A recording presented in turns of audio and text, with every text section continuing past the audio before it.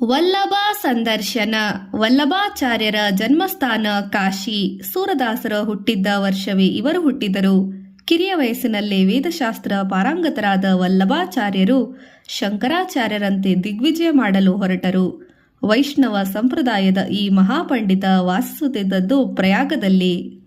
ಶ್ರೀಕೃಷ್ಣನ ಜನ್ಮಭೂಮಿ ಮಧುರಾ ಇವರ ಕಾರ್ಯಕ್ಷೇತ್ರ, ಯಾತ್ರಾಸ್ಥಳ. ಮೊದಲ ಸಲ ಹೋದಾಗಲೇ ಗೋವರ್ಧನಗಿರಿಯಲ್ಲಿ ಸಿಕ್ಕಿದ್ದ ಶ್ರೀನಾಥನ ವಿಗ್ರಹವನ್ನು ಅಲ್ಲೇ ಸ್ಥಾಪಿಸಿದರು. ಮಥುರಾ, ದ್ವಾರಕಾ, ಗೋಕುಲ, ಗೋವರ್ಧನಗಿರಿಯ ಸುತ್ತಮುತ್ತ ತನ್ನ ಶಿಷ್ಯವೃಂದ ಬೆಳೆಸಿದ ಆಚಾರ್ಯರು ಆಗಾಗ ಗೋವರ್ಧನಗಿರಿಯಲ್ಲಿನ ಶ್ರೀನಾಥ ದೇವಾಲಯಕ್ಕೆ ಬರುತ್ತಿದ್ದರು. ಪ್ರಯಾಗದಿಂದ ಮಧುರಾದವರೆಗೆ ಪರಿವಾರ ಸಮೇತ ಯಮುನಾ ನದಿಯಲ್ಲಿ ಯಾನ ಮಾಡುತ್ತಿದ್ದ ಆಚಾರ್ಯರು ಸೂರಸ್ವಾಮಿಯ ವಿಷಯ ಕೇಳಿ ತಿಳಿದಿದ್ದರು. ಪಾಂಡಿತ್ಯ, ಪ್ರತಿಭೆ, ವಾಕಚಾತುರ್ಯ, ಪ್ರವಚನ, ಶಾಸ್ತ್ರ ಜ್ಞಾನಗಳಿಂದ ಸುತ್ತಲ ಪ್ರಾಂತ್ಯಗಳಲ್ಲಿ ಪ್ರಖ್ಯಾತರಾಗಿದ್ದ ವಲ್ಲಭಾಚಾರ್ಯರ ವಿಷಯವನ್ನು ಸೂರಸ್ವಾಮಿಯು ಕೇಳಿ ತಿಳಿದಿದ್ದರು. ಮೂರನೇ ಸಲ ಮಧುರಾ ಯಾತ್ರೆಯ ಕಾಲದಲ್ಲಿ ವಲ್ಲಭಾಚಾರ್ಯರು ಸೂರಸ್ವಾಮಿಯನ್ನು ನೋಡಲು ನಿಶ್ಚಯ ಮಾಡಿ ಗೌಘಾಟ್ನಲ್ಲಿ ಬಿಟ್ಟು ಬಿಟ್ಟರು. ಸೇವಕರಿಂದ ಸುದ್ದಿ ತಿಳಿದ ಸೂರಸ್ವಾಮಿ ಆಚಾರ್ಯರನ್ನು ಭೇಟಿಯಾಗಲು ಹೋದರು. ವಲ್ಲಭಾಚಾರ್ಯರು ಸನ್ಯಾಸಿಗಳಲ್ಲ, ವಿವಾಹಿತ ಗೃಹಸ್ಥ. ಪೂಜೆ, ಪ್ರವಚನ, ಊಟ ಮುಗಿಸಿ ಗದ್ದುಗೆಯಲ್ಲಿ ಅನುಯಾಯಿಗಳ ಜೊತೆ ಮಂಡಿಸಿದರು. ಸೂರಸ್ವಾಮಿ ಆಚಾರ್ಯರಿಗೆ ವಂದಿಸಿ ಕುಳಿತರು. ಸೂರಸ್ವಾಮಿಯ ಸುಂದರ ವ್ಯಕ್ತಿತ್ವ ಆಚಾರ್ಯರನ್ನು ಆಕರ್ಷಿಸಿತು. ನಿಮ್ಮ ಬಗ್ಗೆ ಬಹಳ ತಿಳಿದಿದ್ದೇವೆ, ನಿಮ್ಮ ಬಗ್ಗೆ ಬಹಳ ಕೇಳಿದ್ದೇವೆ. ನೀವು ಚೆನ್ನಾಗಿ ಹಾಡುತ್ತೀರಂತೆ. ಒಂದೆರಡು ಭಜನೆಗಳನ್ನು ಹಾಡಿ ಕೇಳುವ ನಮಗೆ ಬಯಕೆಯುಂಟು ಎಂದು ಆಚಾರ್ಯರು ಹೇಳಿದರು. ಅತ್ಯಂತ ದೈನ್ಯ ಭಾವದ ಸುಂದರ ಕವಿತೆಗಳನ್ನು ಸೂರಸ್ವಾಮಿ ಹಾಡಿದರು. ಕವಿತಾ ಸಾಮರ್ಥ್ಯ, ಗಾಯನದ ಇಂಪು ಇವುಗಳಿಂದ ಆಚಾರ್ಯರ ಮನಸ್ಸು ಅರಳಿತು. ತಮ್ಮ ಮತ ಧರ್ಮ ಪ್ರಚಾರ ಕಾರ್ಯದಲ್ಲಿ ಗಾಯಕರು ಬೇಕು ಎಂದು ಅವರು ಎದ್ದುಕೊಂಡಿದ್ದರು. ಸಮವಯಸ್ಸಿನ ಕವಿ, ಗಾಯಕ ದೊರೆತ ಸಂತಸದಲ್ಲಿ ಎದ್ದು ಬಂದ ಆಚಾರ್ಯರು ಸೂರಸ್ವಾಮಿಯನ್ನು ಆಲಿಂಗಿಸಿಕೊಂಡರು. ಶೂರನಾಗಿ ದೈನ್ಯತೆಯಿಂದ ಅಳುವುದಾದಕ್ಕೆ ಶ್ರೀಕೃಷ್ಣನ ಲೀಲಾವಿಲಾಸಗಳನ್ನು ವರ್ಣಿಸಿ ಹಾಡಬಾರದೆ ಎಂದರು. ಸೂರಸ್ವಾಮಿಗಳು ಅದೇ ಆಸೆ. ಗುರುಗಳಿಗೆ ವಂದಿಸಿದರು. ಶಿಷ್ಯನ ಪೂರ್ವಪರ ವಿಚಾರಿಸಿ ಆಚಾರ್ಯರು ಸೂರಸ್ವಾಮಿಗೆ ಸೂರದಾಸನೆಂದು ನಾಮಕರಣ ಮಾಡಿದರು. ಬಂಗಾರದ ಹೂವಿಗೆ ಪರಿಮಳ ಬಂದಂತೆ ಸೂರಸ್ವಾಮಿ ಸೂರದಾಸರಾಗಿ ಪುಲಕಿತರಾದರು. 3 ದಿನಗಳ ಕಾಲ ವಲ್ಲಭಾಚಾರ್ಯರು ಶಿಷ್ಯನಿಗೆ ಶ್ರೀಮದ್ ಭಾಗವತ ವಿವರಿಸಿ ಹೇಳಿ ಉಪದೇಶ ಮಾಡಿ ಶ್ರೀಕೃಷ್ಣನ ಲೀಲಾ ವೈಭವಗಳ ಪರಿಚಯ ಮಾಡಿಕೊಟ್ಟರು. ಪುರುಷೋತ್ತಮ ಸಹಸ್ರನಾಮ ಕಲಿಸಿದರು. ಕೃಷ್ಣ ಭಕ್ತಿಯ ವಿವಿಧ ಮುಖಗಳನ್ನು ತೋರಿಸಿದರು. ಅಂದಿನಿಂದ ಸೂರದಾಸರು ಶ್ರೀಕೃಷ್ಣನ ಸೇವಕ, ಭಕ್ತ, ಸಖ, ಪ್ರೇಮಿ ಆದರು. ಶ್ರೀಕೃಷ್ಣನೇ ಅವರ ಸರ್ವಸ್ವ. ಶ್ರೀನಾಥನ ಮಂದಿರದಲ್ಲಿ ವಲ್ಲಭಾಚಾರ್ಯರು ಸೂರದಾಸರನ್ನು ಅವರ ಸೇವಕರ ಸಮೇತ ಮೊದಲ ಬಾರಿಗೆ ಗೋಕುಲದಲ್ಲಿ ಕರೆದೊಯ್ದರು. ಗೋಕುಲದ ನೆಲದಲ್ಲಿ ಕಾಲಿರಿಸಿ ಕೂಡಲೇ ಸೂರದಾಸರ ಹೃದಯದಲ್ಲಿ ಶ್ರೀಕೃಷ್ಣನ ಬಾಲಲೀಲೆಗಳ ಕಲ್ಪನೆಗಳು ಅಲಿಯಾಡಿದವು. ಮುದ್ದು ಕೃಷ್ಣನ ತೊಟ್ಟಿಲಲ್ಲಿ ತೂಗುವ ಯಶೋದೆಯ ರೂಪ, ಶ್ರೀಕೃಷ್ಣನ ಚಪಲತೆ ಅವರ ಕಣ್ಮುಂದೆ ಹರಿದಾಡಿದವು. ಒಡನೆಯೇ ಗಾನ ಮಾಧುರ್ಯತೆಯ ಜೊತೆಗೆ ಕವಿತೆ ಹರಿಯಿತು. ಯಶೋದಾ ಹರಿ ಪಾಲನೆ ಜುಲಾವೆ. ಹಿಂದಿಯಲ್ಲಿ ಸೂರದಾಸರು ರಚಿಸಿದ ಸುಂದರವಾದ ಹಾಡನ್ನು ಕನ್ನಡದಲ್ಲಿ ಹೀಗೆ ಅನುವಾದ ಮಾಡಬಹುದು. ಯಶೋದಾ ಹರಿಯನು ತೂಗುವಳು ಪ್ರೀತಿಸಿ ಮುದ್ದಿಸಿ ತೊಟ್ಟಿಲೊಳಿರಿಸಿ, ನನ್ನ ಕಂದನಿಗೆ ಬಾರಿ ನಿದ್ರೆ ಎಂದು ಹೇಳುವಳು. ಏಕೆ ಬಂದು ನೀ ಮಲಗಿಸಲಾರೆ, ಬೇಗನೆ ಬಾರೆ ಕರೆವನು ಕಣ್ಣ ಎಂದೆನ್ನುತ್ತಾ ಹಾಡುವಳು. ಹರಿರೆಪ್ಪೆ ಮುಚ್ಚುವ ಕಂದನ ಮಲಗಿಸಿದನೆಂದು ಯಶೋದ ಸನ್ನೆ ಮಾಡಿದಳು ಸುಮ್ಮನಿರಿ ಎಂದು. ಆಗಲೇ ಮತ್ತೆ ಕೃಷ್ಣ ಮತ್ತೆ ಅಳುವನು, ಮತ್ತೆ ಯಶೋದ ಮಧುರ ಗಾಯನ, ಸುರಮುನಿ ದುರ್ಲಭ ಮುಖದರ್ಶನ, ಸುಖ ನಂದನ ಭಾಮಿನಿ ಪಡೆಯುವಳು. ಬಾಲಕೃಷ್ಣನ ಚಪಲತೆಯನ್ನು ವರ್ಣಿಸುವ ವಾತ್ಸಲ್ಯ ಭಾವದ ಭಾವಗೀತೆ ಹಾಡು ಕೇಳಿ ಮೆಚ್ಚಿದ ವಲ್ಲಭಾಚಾರ್ಯರು ಇಂಥವೇ ಇನ್ನೂ ಹೆಚ್ಚು ಹಲವು ಹಾಡು ರಚಿಸಿ ಹಾಡುವಂತೆ ಹೇಳಿ ಸಂದರ್ಭಗಳನ್ನು ವಿವರಿಸಿದರು. ಅನಂತರ ಸೂರದಾಸರು ಶ್ರೀಹರಿಯ ಬಾಲಲೀಲೆಗಳನ್ನು ಕಣ್ಣಿಗೆ ಕಟ್ಟುವಂತೆ ವರ್ಣಿಸಿ 100 ಪದ್ಯಗಳಿಂದ ಸ್ತುತಿಸಿದರು. ಕೃಷ್ಣನ ತುಂಟತನದ ವರ್ಣನೆಗಳಂತೂ ಸೂರದಾಸರು ಎದ್ದಿದ್ದ ಕೈ. ಮೈಯಾ ಮೋರಿ ಮೈ ನಹಿ ಮಾಕನ್ ಪಾಯೋ, ಎಂದು ಹೇಳಿದರು. ಪ್ರಾರಂಭವಾಗುವ ಒಂದು ಪದ್ಯದ ಕನ್ನಡ ಅನುವಾದ ಹೀಗಿದೆ. ನನ್ನಮ್ಮ ನಾ ಬೆಣ್ಣೆಯ ತಿನ್ನಲಿಲ್ಲ, ತುಂಟ ಗೆಳೆಯರೆಲ್ಲ ನನ್ನ ಮುಖಕ್ಕೆ ಮೆತ್ತಿದರು. ಸಿಕ್ಕದ ಮೇಲೆ ಎತ್ತರದಲ್ಲಿ ಪಾತ್ರೆಯನ್ನಿಡುವವರಲ್ಲ. ನಿನ್ನೆ ನೋಡು ಈ ಚಿಕ್ಕ ಕೈಗಳು ಹೇಗಿದೆ ಎಡುಕುವುದು. ಬೆಣ್ಣೆಯ ದೊನ್ನೆಯ ಬೇಡನೆ ಅಡಗಿಸಿ ಮೊಸರ ಬಾಯುರಿಸಿ ಹೇಳುವ ಕೃಷ್ಣ. ಗೊಲ್ಲ ನೆನೆಸಿದ ನಗುತ್ತ ಯಶೋಧ ಬಾಲನ ಮುದ್ದಿಪಳು. ಬಾಲಲೀಲೆಯನ್ನು ಮನವನ್ನು ಮೋಹಿಸಿ ಭಕ್ತಿಯ ಮಹಿಮೆಯನ್ನು ತೋರಿದ ಸೂರ. ಯಶೋಧೆಗಿರುವ ಈ ಸುಖವನ್ನು ಹರವಿರಂಚಿಗಳು ಪಡೆಯಲಿಲ್ಲ. ಇಂತಹ ಹಲವು ಸುಂದರ ಭಾವನೆಗಳ ಮಧುರಾ ಪದ್ಯಗಳು ಸೂರದಾಸರ ಕಂಠದಲ್ಲಿ ಹೊರಹೊಮ್ಮಿದವು. ಆಚಾರ್ಯರು ಕೇಳಿ ಆನಂದಿಸುತ್ತಿದ್ದರು. ವಲ್ಲಭಾಚಾರ್ಯರು ಶ್ರೀನಾಥ ಮಂದಿರವನ್ನು ನವೀಕರಿಸಿದರು. ಪೂಜಾ ಕಾರ್ಯಗಳ ಎಲ್ಲ ವ್ಯವಸ್ಥೆಯಾಗಿತು. ಸಂಕೀರ್ತನೆ ವ್ಯವಸ್ಥೆ ಆಗಿರಲಿಲ್ಲ. ಆಚಾರ್ಯರು ಸೂರದಾಸರಿಗೆ ಸಂಕೀರ್ತನೆಯ ಪಟ್ಟ ಕಟ್ಟಿದರು. ಇವರ ಜೊತೆಗೆ ಕುಂಬನ್ದಾಸ್, ಕೃಷ್ಣದಾಸ್, ಪರಮಾನಂದರ ದಾಸರೆಂಬ ಇತರ 3 ಸಂತ ಗಾಯಕರು ಸೇರಿದ್ದರು. ಮುಂದೆ ಸೂರದಾಸರಿಗೆ ಜೀವನವೆಲ್ಲ ಇದೇ ಕಾಯಕ. ತನ್ನ 32ನೇ ಪ್ರಾಯದಲ್ಲಿ ವೈಷ್ಣವ ದೀಕ್ಷೆ ಪಡೆದು ಸ್ವಾಮಿ ಶ್ರೀನಾಥನ ಗಾಯಕನ ಸೇವೆಗೆ ಸಂದ ಸೂರದಾಸರು ಮುಂದಿನ 20 ವರ್ಷಗಳ ಕಾಲ ಅವಿರತವಾಗಿ ಶ್ರೀಕೃಷ್ಣನ ಗುಣಗಾನ ಮಾಡಿದರು. ಸಹಸ್ರಾರು ಪದಗಳಲ್ಲಿ, ಸುಂದರ ರಾಗಗಳಲ್ಲಿ ಭಾಗವತದ ಕತೆ ಹಾಡಿದರು. ಆ ಕಾಲದ ಕತೆ ಕವಿಗಳಲ್ಲಿ ಭಕ್ತ ಕವಿಗಳ ಶಿರೋಮಣಿಯಾದರು. 1530ರಲ್ಲಿ ವಲ್ಲಭಾಚಾರ್ಯರು ಸ್ವರ್ಗಸ್ಥರಾದರು. ನಂತರ 8 ವರ್ಷಗಳ ಕಾಲ ಅವರ ಹಿರಿಯ ಮಗ ಗೋಪಿನಾಥರು ಆಚಾರ್ಯತ್ವ ವಹಿಸಿದರು. ಅವರು ಬಿಹಾರದ ಕಡೆಗೆ ಧರ್ಮ ಪ್ರಚಾರಕ್ಕೆ ಹೋದ ನಂತರ ವಲ್ಲಭಾಚಾರ್ಯರ 2ನೇ ಮಗ ವಿಠಲನಾಥ್ ಗೋಸ್ವಾಮಿನಾಥರವರಿಗೆ ಆಚಾರ್ಯತ್ವ ವಹಿಸಿಕೊಂಡರು. ಇವರ ಕಾಲದಲ್ಲಿ ಶ್ರೀನಾಥ್ ಮಂದಿರವು ಭಕ್ತಿಯ ಕೇಂದ್ರವಾಗಿ ಧರ್ಮ ಪ್ರಚಾರದ ಕಾರ್ಯಾಲಯವಾಗಿ ಬೆಳಗಿತು. ಸೂರದಾಸರ ಕಾಲದಲ್ಲಿ 108 ವರ್ಷಗಳ ಕಾಲ ದೀರ್ಘಕಾಲ ಸೂರದಾಸರು ಇದ್ದರು. ಸೂರದಾಸರು ಬದುಕಿದರು ಎಂದು ನಮಗೆ ದೊರೆತಿರುವ ಸಾಕ್ಷ್ಯದಿಂದ ಹೇಳಬಹುದು. 108 ವರ್ಷಗಳ ಕಾಲ ಸಣ್ಣದೇ. ಈ ಕಾಲದಲ್ಲಿ ಉತ್ತರ ಭಾರತದ ಹಲವು ಬಾದಶಾಹರ ಆಳ್ವಿಕೆ ಕಂಡಿತು. ಆಡಳಿತ ಬದಲಾದಂತೆಲ್ಲ ಸರ್ಕಾರದ ನೀತಿ ಬದಲಾಗುತ್ತಿತ್ತು. ಸರ್ಕಾರದ ನೀತಿಯ ಜೊತೆಗೆ ಜನರ ಧಾರ್ಮಿಕ ಭಾವನೆ, ಸಾಂಸ್ಕೃತಿಕ ಸಂಗತಿಗಳಲ್ಲಿ ಗಡಿಬಿಡಿ ಉಂಟಾಗುತ್ತಿತ್ತು. ಜನರಿಗೆ ಧೈರ್ಯ ತಂದುಕೊಡುವ ಮಹಾಪುರುಷರೊಬ್ಬರ ಅಗತ್ಯವಿತ್ತು. ಈ ಕಾಲದಲ್ಲಿ ಸೂರದಾಸರು ಗೋವರ್ಧನಗಿರಿಯ ಶ್ರೀನಾಥ್ ಮಂದಿರದಲ್ಲಿ ಶ್ರೀಕೃಷ್ಣ ಲೀಲಾ ವೈಭವಗಳ ಗುಣಗಾನ ಮಾಡುತ್ತಿದ್ದರು. ವಲ್ಲಭಾಚಾರ್ಯರ ಧರ್ಮ ಪ್ರಚಾರಕರು ಧರ್ಮದ ಪ್ರಚಾರಕ್ಕಾಗಿ ಉತ್ತರ ಭಾರತವನ್ನೆಲ್ಲ ಸಂಚರಿಸಿದರು. ಹಲವು ಬಾದ್ಶಾಹಗಳು ತಮ್ಮ ಮತ ಪ್ರಚಾರಕ್ಕಾಗಿ ತಮ್ಮ ಅಧಿಕಾರದ ಶಕ್ತಿಯನ್ನು ಬಳಸುತ್ತಿದ್ದರು. ಆಚಾರ್ಯರು, ಸಂತರು, ಸನ್ಯಾಸಿಗಳು, ಕವಿಗಳ, ಗಾಯಕರ ಗುಂಪು ಕೊಟ್ಟ ಸಂತಸ್ತ್ರ ಜನತೆಯಲ್ಲಿ ಸಾತ್ವಿಕ ಧೈರ್ಯ ತುಂಬುತ್ತಿದ್ದರು.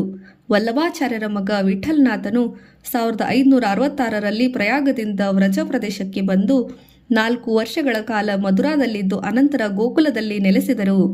ವಿಠಲನಾಥರು ಉತ್ತಮ ಸಂಘಟಕ. ತಂದೆಯ ಪಾಂಡಿತ್ಯದ ಜೊತೆಗೆ ಅವರಲ್ಲಿ ವ್ಯವಹಾರ ಜ್ಞಾನವು ಕೂಡಿಕೊಂಡಿತ್ತು. ಶ್ರೀನಾಥ ಮಂದಿರದ ಕೀರ್ತನೆ ಸೇವೆಯನ್ನು ವಿಸ್ತರಿಸಿ ಇನ್ನೂ 4 ಶಿಷ್ಯರನ್ನು ಸೇರಿಸಿದರು. ಚತುರ್ಭುಜದಾಸ, ಗೋವಿಂದ ಸ್ವಾಮಿ, ಚಿತ್ ಸ್ವಾಮಿ ಮತ್ತು ನಂದದಾಸರೆಂದ 4 ಜನ ಕವಿ ಗಾಯಕರನ್ನು ಬಂದ ನಂತರ 8 ಜನ ಕವಿ ಗಾಯಕರು ಗುಂಪಿಗೆ ಅಷ್ಟಚಾಪ ಎಂದು ನಾಮಕರಣ ಮಾಡಿದರು. ಸೂರದಾಸರೇ ಇದರ ಸರದಾರ. ಆಗಲೇ ಸೂರದಾಸರ ಸೂರುಸಾಗರ್ ಎಂಬ ದೊಡ್ಡ ಗ್ರಂಥದ ರಚನೆಯಾದದ್ದು. ವಿಠಲನಾಥ ಕಾಲದಲ್ಲಿ ಅಕ್ಬರ್ ಬಾದ್ಶಾ ಆಳ್ವಿಕೆಯ ಬಂದಿತ್ತು. 1566ರಲ್ಲಿ ವಿಠಲನಾಥರ ಹೆಸರಿಗೆ ಹೊರಡಿಸಿದ್ದ ಶಾಹಿ ಫರ್ಮಾನ್ ರಾಜಾಜ್ಞೆನಲ್ಲಿ ಅವರು ಗೋಕುಲದಲ್ಲಿ ತಮ್ಮ ಶಿಷ್ಯ ಸಮೂಹದೊಂದಿಗೆ ನಿರ್ಭಯವಾಗಿ ಇರಬಹುದು, ಗೋವುಗಳು ಮೇಯಿಸಬಹುದು, ಸಾಕಬಹುದು, ಧರ್ಮ ಪ್ರಚಾರ ಮಾಡಬಹುದು, ಯಾವುದೇ ಕಂದಾಯ ಕೊಡಬೇಕಾಗಿಲ್ಲ ಎಂದು ತಿಳಿಸಲಾಗಿತ್ತು. ಈ ಫರ್ಮಾನ್ ವಿಠಲನಾಥರ ಅನಂತರವೂ ಅವರಿಗೆ ಹೆಸರಿಗೆ ಜಾರಿಯಾಗುತ್ತಿತ್ತು. ಮುಂದೆ ಔರಂಗಜೇಬನ ಕಾಲದಲ್ಲಿ ನಿಂತಿತ್ತು. ಇದಕ್ಕೆಲ್ಲ ಕಾರಣ ಸೂರದಾಸರ ಭಜನೆ, ಕೀರ್ತನೆ, ಗಾಯನ, ಕವಿತೆಗಳೇ. ಇವನ್ನು ಕೇಳಿ ತಿಳಿದ ಬಾದ್ಶಾ ಅಕ್ಬರ್ ಸುಪ್ರೀತನಾಗಿದ್ದ. 1566ರಲ್ಲಿ ಪ್ರಸಿದ್ಧ ಗಾಯಕ ತಾನ್ಸೇನನ್ನು ಅಕ್ಬರನ ಆಸ್ಥಾನದಲ್ಲಿದ್ದರೆಂದು ಇತಿಹಾಸ ತಿಳಿಸುತ್ತದೆ. ಅವರು ಸೂರದಾಸರ ಕೀರ್ತನೆಗಳನ್ನು ಹಾಡುತ್ತಿದ್ದರು. ಆ ವೇಳೆಗಾಗಲೇ ಸಾವಿರಾರು ಕೀರ್ತನೆಗಳನ್ನು ರಚಿಸಿ ಸೂರದಾಸರು ಪ್ರಖ್ಯಾತರಾಗಿದ್ದರು. ಸಂಗೀತ ಸಾಹಿತ್ಯ ಪ್ರಿಯನಾದ ಅಕ್ಬರ್ ಮಧುರಾಕ್ಕೆ ಹೋಗಿ ಸೂರದಾಸರನ್ನು ಭೇಟಿ ಮಾಡಲು ನಿರ್ಧರಿಸಿದರಂತೆ. ಸೂರದಾಸ್ ಅಕ್ಬರರ ಭೇಟಿ. ಸೂರದಾಸ್ ಅಕ್ಬರರ ಭೇಟಿಯ ಕತೆ ಸ್ವಾರಸ್ಯವಾಗಿದೆ. ಅಕ್ಬರ್ ಅಬುಲ್ ಫಜಲ್ ಮೂಲಕ ಸೂರದಾಸರಿಗೆ ಒಂದು ಪತ್ರ ಬರೆಸಿ ತನ್ನನ್ನು ಮಧುರಾದಲ್ಲಿ ಭೇಟಿಯಾಗಲು ವಿನಂತಿಸಿದರಂತೆ. ನಿಶ್ಚಿತ ದಿನ ಸೂರದಾಸರು ತಮ್ಮ ಸೇವಕರ ಜೊತೆಗೆ ಬಾದ್ಶಾಹನಿಗೆ ಭೇಟಿಗೆ ಬಂದರು. ಬಹಳ ಅದರ ಗೌರವಗಳಿಂದ ದಾಸರನ್ನು ಬರಮಾಡಿಕೊಂಡು ಬಾದ್ಶಾ ಯಾವುದಾದರೂ ಕೀರ್ತನೆ ಹಾಡಿ ಸಂತೋಷಪಡಿಸಬೇಕು ಎಂದ. ಸೂರದಾಸರು ಬಿಲಾವಲ್ ರಾಗದ ಒಂದು ಗೀತೆ ಹಾಡಿದರು. ಅದು ವೈರಾಗ್ಯ, ಭಕ್ತಿ ಭಾವದ ಸಾಂಸಾರಿಕತೆಯಿಂದ ಚೇತರಿಸಿಕೊಳ್ಳಲು ಉಪದೇಶ ಮಾಡುವ ಹಾಡು. ಅಕ್ಬರ್ನ ಆಸ್ಥಾನದಲ್ಲಿ ಸೂರದಾಸರು ತಮ್ಮ ಕೀರ್ತನೆ ಮಾಡಿದರು. ಸುಂದರ ಉಪಮೆ, ಸರಸ ಶಬ್ದಗಳಿಂದ ಕೂಡಿದ ಈ ಗೀತೆಯಲ್ಲಿ ಪ್ರೇಮ, ಭಕ್ತಿಯ ಪ್ರತಿಪಾದನೆ, ಭಗವಂತನ ಅಪಾರ ಶಕ್ತಿಯ ಮಹಿಮೆ ಕೂಡಿಕೊಂಡಿದೆ. ಹಾಡು ಕೇಳಿ ಸಂತಸಪಟ್ಟ ಬಾದ್ಶಾ, ನನಗೆ ದೇವರು ರಾಜ್ಯ ಐಶ್ವರ್ಯ ಕೊಟ್ಟಿದ್ದಾನೆ. ಗುಣವಂತರು ತನ್ನ ಯಶೋಗಾನ ಮಾಡುತ್ತಾರೆ, ತಾವು ಕೂಡ ಹಾಗೆ ಮಾಡಬಾರದೇಕೆ ಎಂದ. ಆಗ ಸೂರದಾಸರು ಗೋಪಿ ಸಂವಾದ ಪ್ರಸಂಗದ ಒಂದು ಗೀತೆ ಹಾಡಿದರು. ಶ್ರೀಕೃಷ್ಣನನ್ನು ಬಿಟ್ಟು ಬೇರೆಯವರಿಗೆ ಯಶೋಗಾನ ಮಾಡುವುದು ಅಸಾಧ್ಯ. ಮನಸ್ಸಿನಲ್ಲಿ ಶ್ರೀಕೃಷ್ಣನ ರೂಪ, ಲಲಿತಾ ಮನೋಹರ ಮೂರ್ತಿ, ಆತನ ಲೀಲಾ ಪ್ರಸಂಗಗಳಿಲ್ಲದೆ ಬೇರೇನೂ ಇಲ್ಲ. ಬಿಂದಿಗೆಯಲ್ಲಿ ಸಾಗರವು ತುಂಬಲಾಗದು. ಬಿಂದಿಗೆ ತುಂಬಿದರೆ ಸಾಗರದ ಒಂದು ಹನಿಯೂ ಅದರಲ್ಲಿ ಹಿಡಿಸಲಾರದು. ಶ್ರೀಕೃಷ್ಣನ ಪ್ರೇಮ ತುಂಬಿದ ಹೃದಯದಲ್ಲಿ ದೇಶಾಧಿಪತಿಯ ವರ್ಣನೆ ಬರುವುದು ಹೇಗೆ ಸಾಧ್ಯ? ವಿರಹಿ ಗೋಪಿಯರಂತೆ ಸೂರದಾಸರ ಕಣ್ಣುಗಳು ಶ್ರೀಕೃಷ್ಣನ ದರ್ಶನಕ್ಕಾಗಿ ಬಾಯಾರಿ ಚಟಪಡಿಸುತ್ತವೆ ಎಂದು ಅದರ ಅರ್ಥ. ಈ ಹಾಡಿನಲ್ಲಿ ಅಕ್ಬರ್ನಿಗೆ ಅಸಮಾಧಾನವಾಯಿತು. ಆದರೂ ಸೂರದಾಸರ ಕೃಷ್ಣ ಭಕ್ತಿಗೆ ಮೆಚ್ಚಿದ. ದೈವಭಕ್ತಿ ಸೂರದಾಸರ ಬಗೆಗೆ ಗೌರವ ಭಾವ ತಳೆದ. ತಾವು ಇಲ್ಲಿಯ ತನಕ ಬಂದು ನನಗೆ ದರ್ಶನವಿತ್ತು ಉಪಕಾರ ಮಾಡಿದಿರಿ. ಹಾಡಿನಿಂದ ಮನಸ್ಸು ಸಂತಸಪಡಿಸಿದ್ದೀರಿ. ನನ್ನಿಂದ ಏನಾದರೂ ಸ್ವೀಕರಿಸಬೇಕು, ತಮಗೇನು ಬೇಕು ಕೇಳಿ ಕೊಡುತ್ತೇನೆ ಎಂದ ಅಕ್ಬರ್. ಮುಗುಳ್ನಕ್ಕ ಸೂರದಾಸರು ತುತ್ತು ಹೊತ್ತು ಸುಮ್ಮನಿದ್ದರು. ಅನಂತರ ವಿನಯದಿಂದ, ಇನ್ನೊಮ್ಮೆ ನನ್ನನ್ನು ಕರೆಸಬಾರದು, ನನ್ನನ್ನು ಭೇಟಿ ಮಾಡಲು ಬಯಸಬಾರದು, ಇದೇ ನನ್ನ ಬಯಕೆ ಎಂದರಂತೆ. ಅಕ್ಬರ್ ಅವರ ಬೇಡಿಕೆ ಕೇಳಿ ಬೆರಗಾದ, ಖಿನ್ನನಾದ. ಈ ಭೇಟಿಯಿಂದ ಸೂರದಾಸರಿಗೆ ಸಂತೋಷವಾಗಲಿಲ್ಲ. ಒಡನೆ ಶ್ರೀನಾಥನ ಸನ್ನಿಧಿ ಗೋವರ್ಧನಗಿರಿ ಧಾವಿಸಿದರು. ಈ ಘಟನೆಯ ನಂತರ ಬಾದ್ಶಾ ಅಕ್ಬರ್ ಸೂರದಾಸರ ಗೀತೆಗಳನ್ನು ಸಂಗ್ರಹಿಸತೊಡಗಿದನಂತೆ.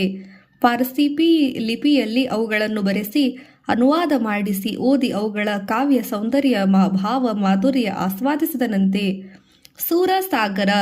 ಸೂರಸಾಗರದಲ್ಲಿರುವ ಪದ್ಯಗಳೆಲ್ಲ ಸೂರದಾಸರೇ ಬರೆದರು ಎಂದು ಬಹುಜನ ವಿದ್ವಾಂಸರ ಅಭಿಪ್ರಾಯ. ಸಾಗರದಂತೆ ವಿಶಾಲವಾದ ಹರವು ಉಳ್ಳ ಈ ಗ್ರಂಥದಲ್ಲಿ 4,000ಕ್ಕೂ ಹೆಚ್ಚು ಪದ್ಯಗಳೂ ಇವೆ. 1/4 ಲಕ್ಷ ಪದ್ಯಗಳನ್ನು ಸೂರದಾಸರು ರಚಿಸಿದ್ದಾರೆಂದು ಜನರ ನಂಬಿಕೆ. ಆದರೆ ಕೆಲವು ಲಭ್ಯವಿಲ್ಲ. ಭಾಗವತದಂತೆ 12 ಸ್ಕಂದ ಭಾಗಗಳುಳ್ಳ ಈ ಗ್ರಂಥದಲ್ಲಿ ಶ್ರೀಕೃಷ್ಣನ ಬಾಲ್ಯ, ಕೌಮಾರ್ಯ, ತಾರುಣ್ಯಗಳನ್ನು ರಸವತ್ತಾಗಿ ವರ್ಣಿಸಿದ್ದಾರೆ. ದಶಮ ಸ್ಕಂದದಲ್ಲಿ ವಿಸ್ತಾರವಾಗಿ ವಿವರಣೆ ಇದೆ. ಈ ಸಾಗರದಲ್ಲಿ ಬಿಂದುಗಳು ಸೇರಿವೆ. ವಿನಯ ಭಕ್ತಿಗೆ ಸಂಬಂಧಿಸಿದ ಗೀತೆಗಳನ್ನು ಬಿಟ್ಟರೆ ಮತ್ತೆಲ್ಲವೂ ಶ್ರೀಕೃಷ್ಣಮಯ. ಸೂರಸಾಗರದಂತಹ ಕಾವ್ಯ, ಸಂಗೀತ, ಸಾಹಿತ್ಯಗಳ ತ್ರಿವೇಣಿ ಸಂಗಮ ಬೇರೊಂದೂ ಇಲ್ಲ. ಶ್ರೀನಾಥನೇ ಶಿಷ್ಯ. ಸೂರದಾಸರನ್ನು ಕುರಿತು ಒಂದು ಸ್ವಾರಸ್ಯವಾದ ಕಥೆಯೊಂದು ಹೇಳುತ್ತದೆ. ಒಮ್ಮೆ ಸೂರದಾಸರು ಊಟ ಮಾಡುತ್ತಿದ್ದರು. ಸೇವಕರಾರು ಹತ್ತಿರವಿರಲಿಲ್ಲ. ಗಂಟಲಲ್ಲಿ ಸುತ್ತು ಸಿಕ್ಕಿಕೊಂಡಿತು. ಒಮ್ಮೆ ಸೂರದಾಸರು ಊಟ ಮಾಡುತ್ತಿದ್ದರು. ಸೇವಕರಾರು ಹತ್ತಿರವಿರಲಿಲ್ಲ. ಗಂಟಲಲ್ಲಿ ತುತ್ತು ಸಿಕ್ಕಿಕೊಂಡಿತು. ನೀರು ನೀರು ಎಂದು ಕೂಗಿದರು. ನೀರಿನ ಗಿಂಡಿಗಾಗಿ ತಡಕಾಡಿದರು. ಅದು ತುಸು ದೂರದಲ್ಲಿತ್ತು. ಶಿಷ್ಯರನ್ನು ಕರೆದರು. ಯಾರಿಗೂ ಕೇಳಿಸಲಿಲ್ಲ. ಆಗ ಗೋವರ್ಧನಗಿರಿಯ ಶ್ರೀನಾಥ ಸ್ವಾಮಿ ಭಕ್ತನ ಕೂಗು ಕೇಳಿ ಓಡಿ ಬಂದ. ಶಿಷ್ಯನ ರೂಪದಲ್ಲಿ ನಿಂತ. ನೀರಿನ ಗಿಂಡಿ ಸೂರದಾಸರಿಗೆ ಕೈಗಿತ್ತು. ಗಾಳಿ ಬೀಸುತ್ತಾ ದೂರ ನಿಂತ. ಸೂರದಾಸರು, ಎಲ್ಲಿ ಹೋಗಿದೆಯಪ್ಪ? ತುತ್ತು ಗಂಟಲಲ್ಲಿ ಸಿಕ್ಕಿಕೊಂಡಿತು ಎಂದು ನೀರು ಕುಡಿದರು. ಇಲ್ಲೇ ಇದ್ದೇನೆಲ್ಲ, ನಿಮ್ಮ ಬಳಿಯೇ ಇದ್ದೆ ಎಂದ ಶಿಷ್ಯ ತಡವಾದುದಕ್ಕೆ ಕ್ಷಮೆಯಾಚಿಸಿದ. ಊಟ ಮುಗಿಯಿತು. ಕೈ ತೊಳೆದು ಒಂದೆಡೆ ಕೂತರು. ತುಸು ಹೊತ್ತಿನಲ್ಲಿ ಶಿಷ್ಯರು ಬಂದರು. ದಾಸರ ಊಟ ಮುಗಿಯಿತು. ನೀರಿನ ಗಿಂಡಿಯು ಅವರ ಹತ್ತಿರ. ಕೈಯೋ ತೊಳೆದಾಗಿತ್ತು. ಪರಸ್ಪರ ಮುಖ ನೋಡಿಕೊಂಡೆದರು. ಏನೂ ಮಾತಾಡಲಿಲ್ಲ, ಏನನ್ನೂ ಕೇಳಲಿಲ್ಲ. ಇಂಥ ಕಥೆಗಳನ್ನು ಎಷ್ಟೋ ಶ್ರೇಷ್ಠ ಭಕ್ತರು ಕುರಿತು ಜನ ಹೇಳುತ್ತಾರೆ. ದೇವರು ಕರೆಯುತ್ತಿದ್ದಾನೆ. ಸೂರದಾಸರು 1580ರಲ್ಲಿ ಈ ಲೋಕ ಬಿಟ್ಟರು ಎಂದು ಕಾಣುತ್ತದೆ. 84 ವೈಷ್ಣವ್ ಕಿ ವಾರ್ತಾದಲ್ಲಿ ವಿವರಿಸಿದ್ದ ಸೂರದಾಸರ ಅಂತ್ಯಕಾಲದಲ್ಲಿ ವಿವರಣೆ ಈ ರೀತಿ ಇದೆ. ಒಂದು ದಿನ ಶ್ರೀನಾಥ ಸ್ವಾಮಿಯ ಪ್ರಾತಃ ಕಾಲದ ದರ್ಶನದ ನಂತರ ಮಂಗಳಾರತಿಯು ನಡೆಯುತ್ತಿತ್ತು. ಸೂರದಾಸರು ನಿತ್ಯದಂತೆ ಆರತಿ ಕೀರ್ತನೆ ಮಾಡಿದರು. ಇದ್ದಕ್ಕಿದ್ದಂತೆ ಅವರಿಗೆ ಶ್ರೀನಾಥ ಸ್ವಾಮಿ ತನ್ನನ್ನು ಕರೆಯುತ್ತಿರುವಂತ ಭಾಸವಾಯಿತು. ಬಂದೆ ಸ್ವಾಮಿ ಬಂದೆ ಎಂದು ಸೂರದಾಸರು ಎದ್ದರು. ದೇವರು ನನ್ನನ್ನು ಕರೆಯುತ್ತಿದ್ದಾನೆ, ನಾನಿನ್ನು ಅವನ ಬಳಿ ಹೊರಟಬೇಕು ಎಂದು ಸೂರದಾಸರು ನಿಧಾನವಾಗಿ ಗೋವರ್ಧನಗಿರಿಯಿಂದ ಇಳಿದು ಪರಸೋಲಿಗೆ ನಡೆದರು. ಪರಸೋಲಿ ಶ್ರೀಕೃಷ್ಣನ ರಾಸಲೀಲೆ ಕ್ಷೇತ್ರ. ಅಲ್ಲಿ ಒಂದು ಕಡೆ ಶ್ರೀನಾಥ ಮಂದಿರದ ಧ್ವಜದ ಕಡೆಗೆ ಮುಖ ಮಾಡಿ ನೆಲದ ಮೇಲೆ ಮಲಗಿದರು. ಎರಡನೇ ಮಂಗಳಾರತಿಯ ಹೊತ್ತಿಗೆ ಸೂರದಾಸರನ್ನು ಕಾಣದ ವಿಠಲನಾಥರು ಗಾಬರಿಯಾದರು. ಸೂರದಾಸರಲ್ಲಿ ಅವರು ಪರಸೋಲಿಯ ಕಡೆಗೆ ಹೋಗುತ್ತಿರುವುದನ್ನು ನೋಡಿದ ಶಿಷ್ಯನೊಬ್ಬ ಹೇಳಿದ, ಸೂರದಾಸರ ಕೊನೆಗಾಲ ಸಮೀಪಿಸಿತು. ಶ್ರೀಕೃಷ್ಣನ ರಾಸಲೀಲಾ ಕ್ಷೇತ್ರದಲ್ಲಿ ಶರೀರ ತ್ಯಜಿಸಿ ಶ್ರೀಕೃಷ್ಣನ ನಿತ್ಯಲೀಲೆಯಲ್ಲಿ ಸೇರಲು ಹೋಗಿದ್ದರು ಎಂದು ವಿಠಲನಾಥರಿಗೆ ಅರ್ಥವಾಯಿತು. ಅಲ್ಲಿದ್ದ ಇತರ ಸಂತರೆಲ್ಲ ಸೇವಕರನ್ನು ಕರೆದು, ಹೋಗಿ ಯಾರಿಗೆ ಏನು ಬೇಕು ಅದನ್ನು ಪಡೆದುಕೊಳ್ಳಿ. ನಾನು ಮಹಾಪೂಜೆ ಮಂಗಳಾರತಿ ಮುಗಿಸಿ ಬರುವೆನು. ದೇವರ ಇಚ್ಛೆ ಇಲ್ಲದೆ ಅದು ತನಕ ಅವರು ಬದುಕಿರುತ್ತಾರೆ ಎಂದರು. ಮಧ್ಯಾಹ್ನದ ಮಂಗಳಾರತಿಯವರೆಗೂ ವಿಠಲನಾಥರು ಕ್ಷಣ ಕ್ಷಣಕ್ಕೂ ಸುದ್ದಿ ತಿಳಿಯುತ್ತಿದ್ದರು. ಅವರು ಮೂರ್ಛೆ ಹೋದಂತೆಲ್ಲ ಮಲಗಿದ್ದರು, ಮಾತಾಡುತ್ತಿಲ್ಲ ಎಂಬ ಸುದ್ದಿ ಬರುತ್ತಿತ್ತು. ಜನ್ಮ ಜನ್ಮಾಂತರದಲ್ಲಿಯೂ ವಿಠಲನಾಥರು ಮಹಾಪೂಜೆ ಮುಗಿಸಿ ಬಂದರು. ಅವರು ಜೊತೆಗೆ ಇತರ ಪ್ರಮುಖರೂ ಬಂದರು. ಸೂರದಾಸರು ಹೇಗಿದ್ದಾರೆ? ವಿಠಲನಾಥರು ಮಾತಾಡಿಸಿದರು. ಚೇತರಿಸಿಕೊಂಡು ಸೂರದಾಸರು ವಿಠಲನಾಥನಿಗೆ ನಮಸ್ಕರಿಸಿ, ನಾನು ಕೃತಾರ್ಥನಾದೆ, ನೀವು ಬಂದಿರಲ್ಲ, ನಿಮಗಾಗಿ ಕಾಯುತ್ತಿದ್ದೆ ಎಂದು ಸಾಷ್ಟಾಂಗ ವಂದಿಸಿ ಗುರುವಿನ ಗುಣಗಾನ ಮಾಡಿದರು. ಪ್ರಾಯದಲ್ಲಿ ಚಿಕ್ಕವರು, ತನ್ನ ಗುರುವಲ್ಲ ಯಾರೂ ಗುರುಸ್ಥಾನದಲ್ಲಿದ್ದ ಗೋಸ್ವಾಮಿ ವಿಠಲನಾಥರನ್ನೇ ತನ್ನ ಗುರುವೆಂದು ಗುರುವೇ ದೇವರಂತೆ ಸ್ತುತಿ ಮಾಡಿದರು. ಕೃಷ್ಣನಿದ್ದ ಸ್ಥಳದಲ್ಲಿ ಸೌಭಾಗ್ಯ ತಮ್ಮಿಂದ ದೊರೆಯಿತು. ರಾಧಾಕೃಷ್ಣರ ಅನನ್ಯ ಪ್ರೇಮ ಭಾವ ನನ್ನ ಮನದಲ್ಲಿ ನೆಲೆಯಾದುದು ತಮ್ಮ ಅನುಗ್ರಹದಿಂದ. ಜನ್ಮ ಜನ್ಮಾಂತರದಲ್ಲಿಯೂ ಇದೇ ಸ್ಥಳ ರಾಧಾಕೃಷ್ಣನ ಭಕ್ತಿ ದೊರೆಯಿತು. ಸನ್ನಿಧಿಯಲ್ಲಿ ಕುಟೀರ ಮಾಡಿಕೊಂಡು ವಾಸಿಸುವ ಪುಣ್ಯ ದೊರೆಯಲಿ ಎಂಬ ಆಸೆ ನನ್ನ ಮನದಲ್ಲಿರುವುದು ತಮ್ಮ ದಯೆಯಿಂದಲೇ ಎಂಬರ್ಥ ಬರುವ ಗೀತೆಯಲ್ಲಿ ಸೂರದಾಸರು ಹಾಡಿದರು. ಆಚಾರ್ಯ ವಿಠಲನಾಥರು ಶಿಷ್ಯವೃಂದ ನೋಡುತ್ತಿದ್ದಂತೆ ಯಮುನೆ ತೀರದಲ್ಲಿ ವಿಹರಿಸುತ್ತಿದ್ದ ಸೂರದಾಸರೆಂಬ ಕೃಷ್ಣ ಭಕ್ತಿಯ ಹಡಗು ಕೃಷ್ಣ ಭಕ್ತಿಯ ಸಾಗರದಲ್ಲಿ ತೇಲಿ ಹೋಯಿತು.